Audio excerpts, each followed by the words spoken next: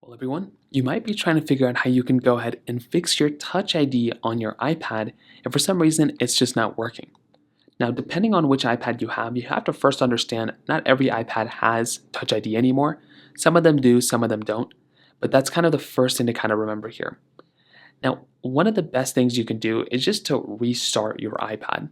So go through and try restarting your iPad. This is just a really easy thing you can try doing. So go through, hold the power button and the volume down button at the exact same time. And all you're going to want to do is just slide the power off. So slide the power off this iPad, and you want to see, and once you turn it back on, if that ends up fixing the problem. Because for a lot of people, once again, that might end up fixing it for you. And that's exactly what I'd recommend doing in this particular situation.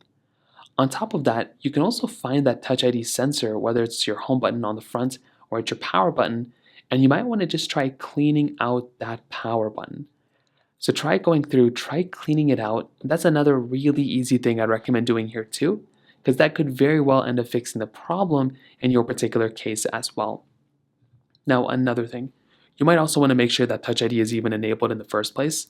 Make your way over into your settings application like this, scroll down until you find Face ID and password, Touch ID and passcode, and just go through and make sure you have everything set up there, because that's also going to be another problem. If you don't have it set up, that can be the other issue.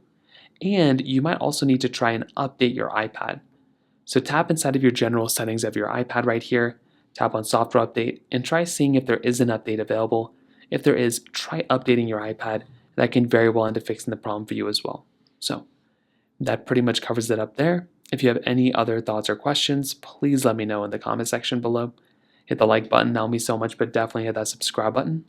More importantly than everything else, I love every single one of you guys. Hopefully I'll catch you guys in the next video. Peace out till then.